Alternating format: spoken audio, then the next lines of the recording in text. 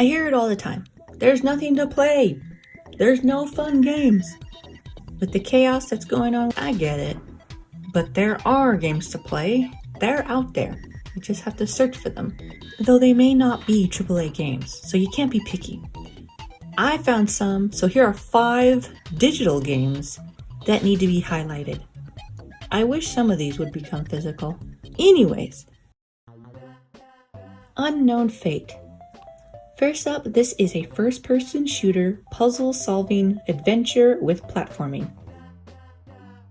Less shooter and more puzzling. You find yourself in an unknown, dark, gloomy world while you have amnesia. Of course you do. Of course. You solve puzzles, fight off enemies to get some answers of this world and who you are. The game's strong point is its story and how it's telling and revealing information to you. For example, the dreamy, surreal world you travel in reflects your character's subconsciousness and reflects his life. I'm pretty sure it's a him. I don't remember. This is a linear game with basic graphics and is short. You can finish this in 5 hours. I'm highlighting this game for 2 reasons. First, the escapism. This game is abstract with its atmospheric locations. I found myself in awe and wonder. I found myself just staring at the backgrounds. They were so cool. And very peaceful and mind-numbing. I probably just had a hard day at work. The designs of the setting, the creatures, and the enemies were really cool. Second is for Metroid fans. We have been waiting for Metroid Prime 4 forever. So this can fill the void. A little bit of the void. This game isn't perfect, but I can see a lot of potential. And there's a lot of things in this game that were really awesome to witness. The whole game reminded me of the Dark Realms in Metroid Prime Echoes. Kind of plays like it too, but in a much lesser scale. If you're not picky and you like to experience games, try this one. And if you've never played a Metroid Prime game or find them intimidating, this is a great baby's first. The puzzles are not difficult. We've all played a Zelda game, so this is a piece of cake. If anything, it's fighting the bosses with not the best controls and camera movement.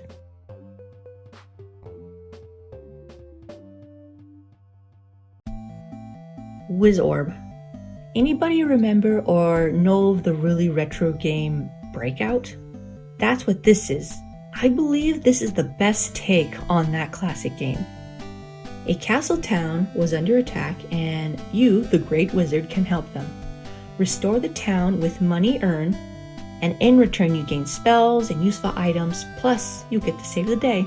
There are different worlds with 11 or was it 12 stages and a boss battle at the end. This is really strange to say. Though you need quick reflexes and patience, I found this game really relaxing and mind-numbing.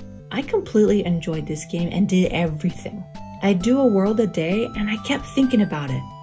It's not addicting, but it's so enjoyable that I look forward to playing it. I admire the creativity in bringing back this retro game back to life. Or maybe I'm just biased because I really love this company. Adding spells to aid you is awesome. And even if you run out of mana, it will regenerate the longer you play. There are even hidden rooms to unlock within the stage that hold shops or even mini bonus games. I found the boss battles super fun and exciting. I don't recommend this game for everybody because it can seem repetitive. The game's animation and pixel art are gorgeous, but I tell you, this company's pixel art animation is flawless and I love everything about it. This game can be played at all skill levels, from easy mode all the way up to very challenging, where the ball moves really fast right off the bat.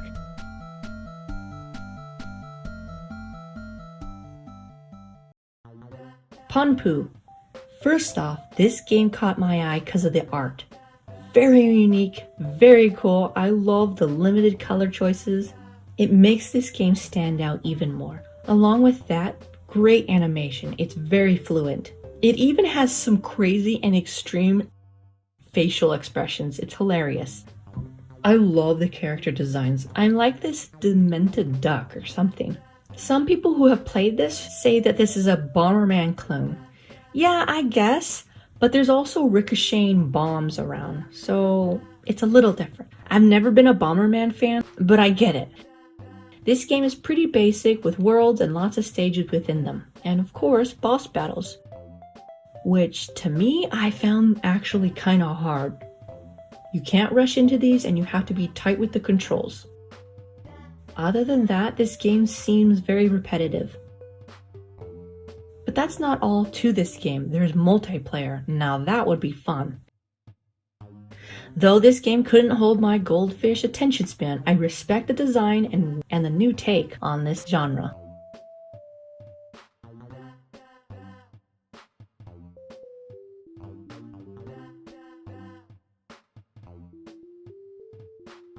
I see potential in games whether or not it's something I like. At the same time, I will point out flaws in games, even the ones I like. But I believe there's an audience for everything. Yes, even those infinite games that totally flop. The real life stories I have of encountering people praising them. Okay? So, I can't really say a game is terrible, because someone out there will enjoy it. You know, like those people who play terrible games for the laughing giggles. So take my personal rating with a grain of salt. Plus, I'll admit, I've been gaming for a long time, since I was a wee lass. So I can get bored easily, and I have a seen this before attitude. Savant Ascent. Now to change up the pace. All the way up. This is a very fast-paced game. I mean extreme. And it's wonderful. You play as this awesome looking dude and you travel up a tower and beyond while shooting oncoming hordes of enemies at every angle. But that's not intense enough. You only get 2 platforms to stand on. This dual stick shooter also allows you to charge up a shot. The further you go up, the more upgrades. And believe it or not, within the chaos, there are collectibles you want to catch as they fly by. As you already can see, the art style and animation is breathtaking. I'm talking Mona Lisa level of art. The story is vague, but whatever this world is and its lore, I want more of it, and I have so many questions. And I realized later on, it explains why this game is so cool. The creators made Owlboy.